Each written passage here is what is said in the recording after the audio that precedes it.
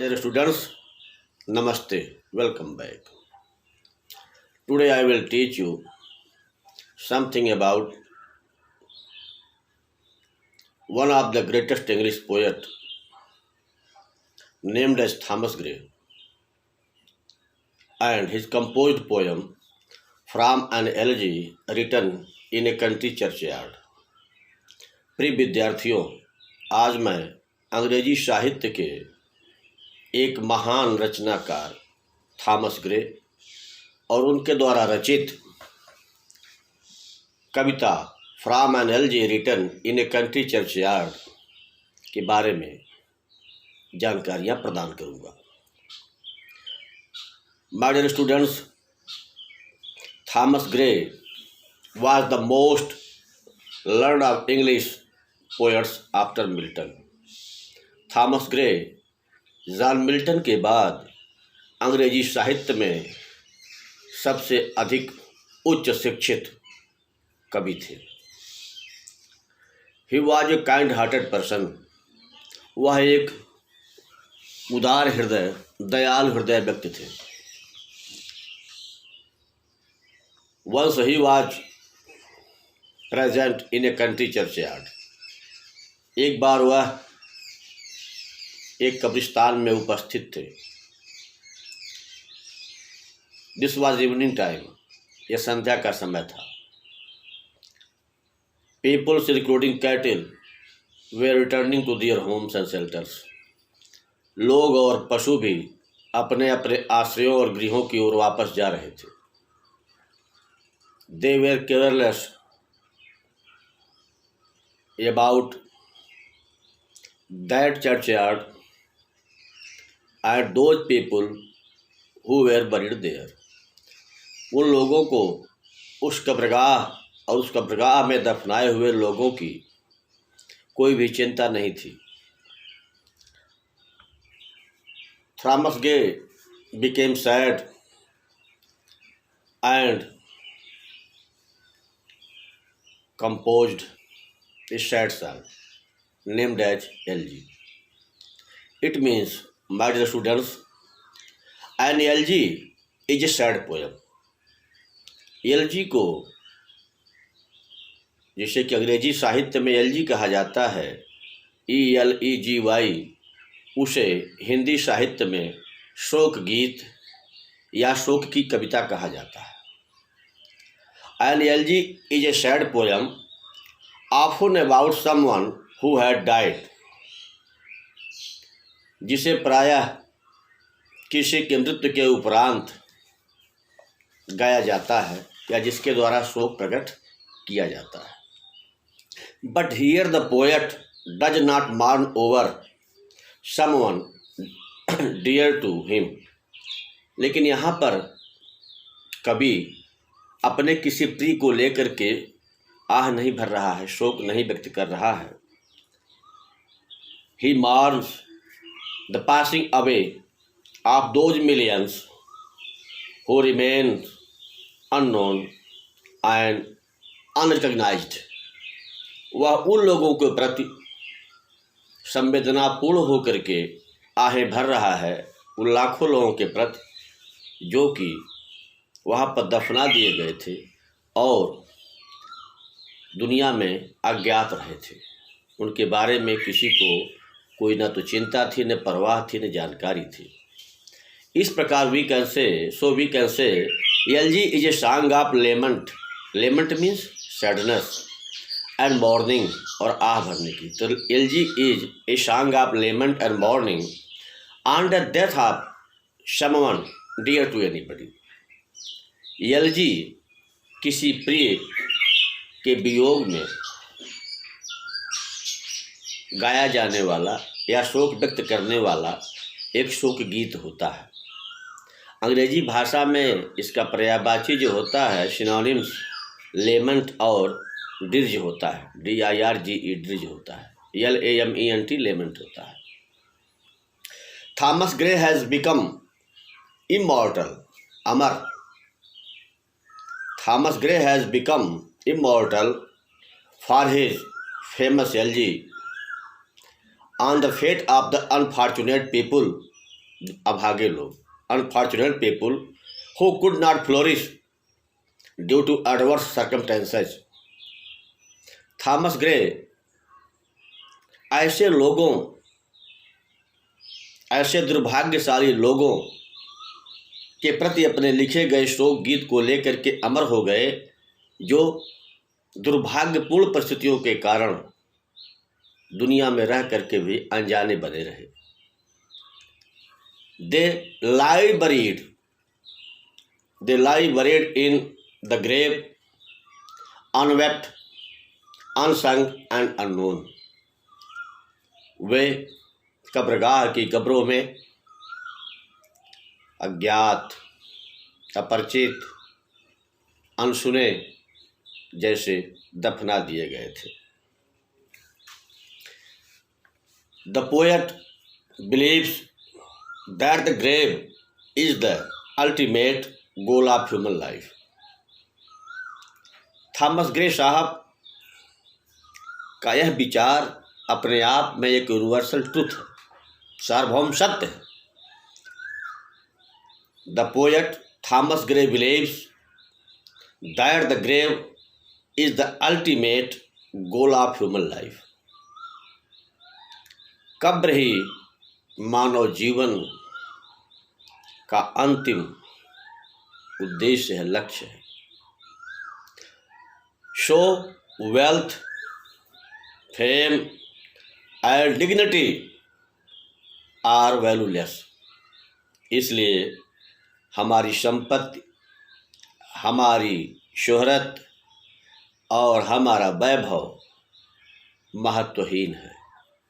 इस कविता की अंतिम पंक्ति में थॉमस ग्रे साहब लिखते हैं, the paths of glory lead but to the grave. बहुत बड़ी पंक्ति है यह, और इसमें उन्होंने पर्सनिफिकेशन फिगर्स ऑफ स्पीच का बहुत सुंदर वर्णन किया है। Let not ambition mark their useful toils. Ambition माने महत्वाकांक्षी लोग।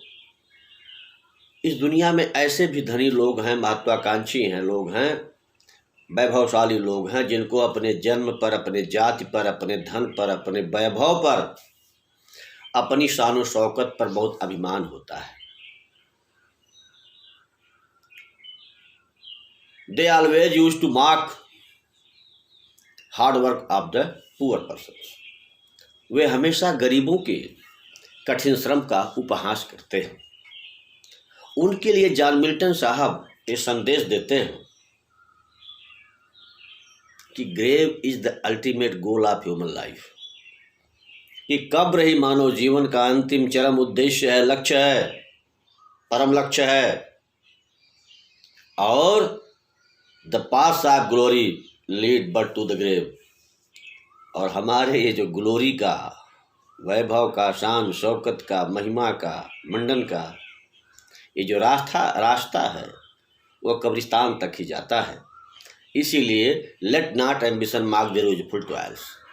इसीलिए कभी भी महत्वाकांक्षी लोगों को, उच्च कुल में जन्म लिए लोगों को गरीबों के कठिन श्रम का उपहास नहीं करना चाहिए। कबीरदास जी ने कहा है, ऊंचे कुल क्या जन्मिया, करणे ऊंच न होए, सुबरन कलश सुरा भरा, साधु निंदा होए। ऊंचे कुल में जन्म लेने से कोई आदमी ऊंचा नहीं होता, यदि उसका कर्म ऊंचा नहीं होता। सोने के पात्र में अगर कोई सज्जन मदिरा भर दे तो उस सज्जन की निंदा होती है। अर्थात अगर हम ऊंचे कुल में जन्म लेने के बाद भी कर्म अच्छा नहीं करते तो उच्च कुल का कोई महत्व नहीं होता। गंदे कर्मों के कारण, हमारे कर्म के कारण हमारी निंदा होती है। इसलिए कभी भी हमें प्रभुता के अभिमान में आकर के दुर्बल, असहाय और गरीबों का उपहास नहीं करना चाहिए। गोस्वामी तुलसीदास जी लिखे हैं, नहि दरिद्र सम दुख जग माही, संत मिलन सम सुख जग नाही। इस संसार में poverty is a type of curse itself. गरीबी ही अपने आप में एक बहुत बड़ा अभिशाप है, श्राप है। संसार में सबसे बड़ा दुख गरीबी है। इसलिए हमें गरीबों के प्रति दया भाव रखना चाहिए, उनका उपहास नहीं करना चाहिए। यह जिंदगी का अंतिम सत्य है कि once we have to die, एक दिन हम सबको मरना है। हमारी धन संपत्ति वैभव कुछ भी हमारे साथ नहीं जाने वाला। प्रिय विद्यार्थियों, इसका मुझे विश्वास है आपको इस कविता की सेंट्रल आइडिया अवश्य समझ में आ गई होगी। अब मैं हिंदी में अपने शब्दों में इसकी सेंट्रल आइडिया बताने का प्रयास कर रहा हूं और भूमिका सहित बताने का प्रयास कर रहा हूं। मुझे विश्वास है आप सुनेंगे तो अवश्य आपके समझ में आ जाएगा। कब्रगाह में खड़ा रचयिता, जहाँ Thomas Gray was standing in a country churchyard. Thomas Gray एक चर्चयार्ड में कब्रिस्तान में खड़े हैं एंड ही इज थिंकिंग, और सोच रहे हैं। कब्रगाह में खड़ा रचयिता, अंतर मन में सोच रहा, अब लोका उपहास यहाँ क्यों, दर्द मनस को खोद नोच रहा। कब्रगाह में खड़ा रचयिता, अंतर मन में सोच रहा, अब लोका उपहास यहाँ क्यों, दर्द मनस को नोच रहा। Thomas Gray was standing in evening time in a country churchyard where so many poor persons were lie buried. He was thinking why ambitious people mocked them. इसके बारे में सोच रहा। आगे क्या सोच रहा है? जीर्ण शीर्ण कब्रों में सोए, कब्रें जीर्ण शीर्ण हो गई, पुरानी हो गई है। वहाँ धनी लोग भी दफनाए गए हैं और गरीब लोग भी दफनाए गए हैं, और दोनों की कब्रें जो हैं पुरानी खंडहर टाइप हो गई हैं।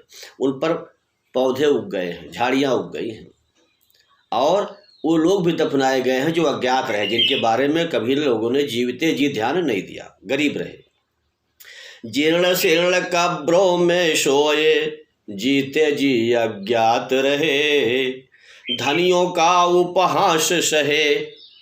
Late not ambition mark their useful toils. धनियों का उपहास सहे, पर कभी न कोई बात कहे।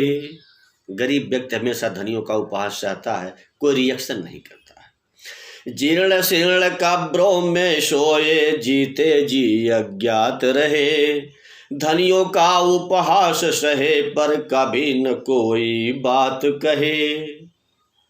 अंत में थॉमस ग्रे साहब क्या लिख रहे हैं कि मृत्यु मिटाती सभी भेद, ऑल टाइप्स ऑफ डिस्क्रिमिनेशंस, सभी प्रकार के भेद कौन मिटा देती है? मृत्यु मिटा देती है। मरने के बाद सब एक ही कब्रगाह में दफनाए जाते हैं, सब एक ही शमशान में जलाए जाते हैं।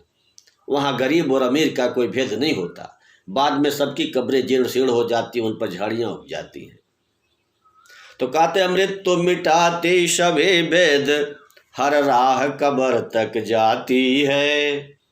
The paths of glory lead but to the grave. अंतिम लाइन कविता की है, उसका सारांश है यहाँ पर कि मृत्यु मिटाती सभी भेद, हर राह कब्र तक जाती है। धन दौलत सम्मान प्रतिष्ठा कब किसके संग जाती है।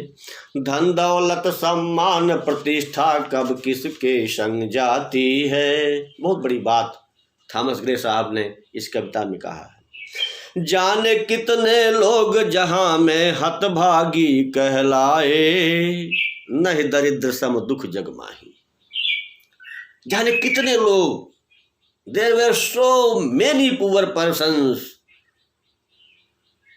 who suffered here, and now they are lie buried in their graves in a churchyard without any care of the people.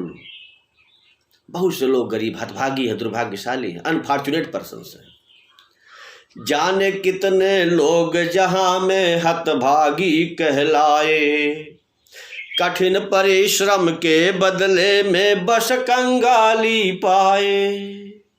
आज लाखों और करोड़ों श्रमिक शहरों से कोरोना संकट में अपने गांव की तरफ पैदल ही मूव कर दिए हैं। उनके पास खाने पीने सोने रहने खाने उपचार का संकट उत्पन्न हो गया है, जीवन के अस्तित्व का संकट उत्पन्न हो गया है। हतभागी हैं वो।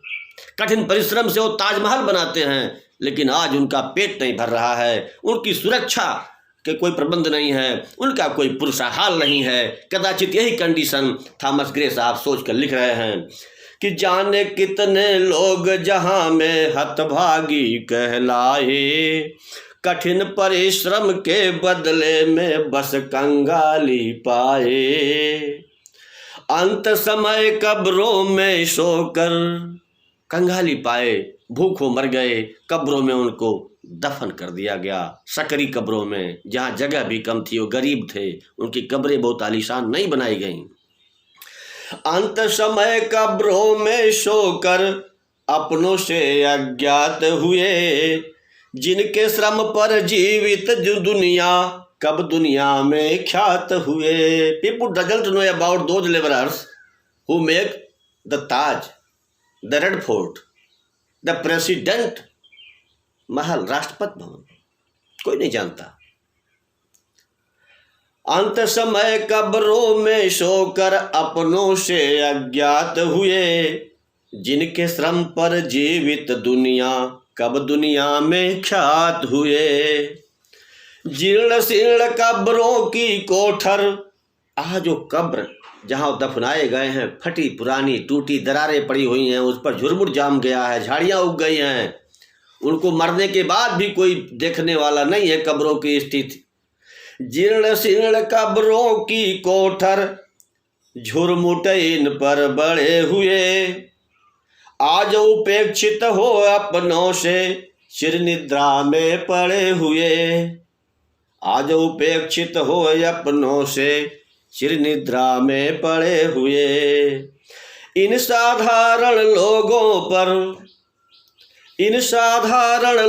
पर बरबस ही मुस्काने वालों, let not ambition mark their useful toils. इन साधारण लोगों पर बरबस ही मुस्काने वालों, इनके कठिन परिश्रम का भी आए उपहास उड़ाने वालों, इनके कठिन परिश्रम का भी आए उपहास उड़ाने वालों। मत भूलो कि उच्च वंश मत भूलो कि उच्च वंश और शक्ति सभी के व्यर्थ हुए, मत भूलो कि उच्च वंश और शक्ति सभी के व्यर्थ हुए। मृत्यु मिटाती सभी भेद, मृत्यु मिटाती सभी भेद और धन घमंड असमर्थ हुए, मृत्यु मिटाती सभी भेद और धन घमंड सब व्यर्थ हुए। मृत्यु मिटाती सभी भेद, मृत्यु मिटाती सभी भेद, हर राह कब्र तक जाती है। धन दौलत सम्मान प्रतिष्ठा कब किसकी अपनी थाती है, धन दौलत सम्मान प्रतिष्ठा कब किसकी है थाती है। प्रिय विद्यार्थियों, इस संसार में थॉमस ग्रे साहब इमॉर्टल हो गए। Thomas Gray became immortal in this universe, in this world through his LG. Thomas Gray साहब इस दुनिया में अपनी एलजी के द्वारा, शोक गीत के द्वारा अमर हो गए। मुझे विश्वास है इस कविता में जो कराह है, जो पीड़ा है, जो वेदना है, उन दुर्बल दीनों दुखियों गरीबों असहायों और अज्ञात लोगों के लिए, उनके हतभाग्य के लिए, कदाचित आप उनसे शिक्षा लेंगे और अपने जीवन में कभी भी गरीबों के कठिन परिश्रम के बदले उनका उपहास नहीं करेंगे। You should do honour those poor persons and their hard work who are suffering throughout the life. आपको उन गरीबों के कठिन परिश्रम का हमेशा सम्मान करना होगा, करना चाहिए, जो कठिन परिश्रम करते हैं। I doesn't obtain something more for his hard work. यार beside or in spite of their hard work, और अपने कठिन परिश्रम के बदले में जिन्हें कुछ और अधिक नहीं मिलता है। Let us do honour of hard work and do honour of hard workers. मुझे विश्वास है आपको इस कविता की सेंट्रल आइडिया अवश्य समझ में आ गई होगी।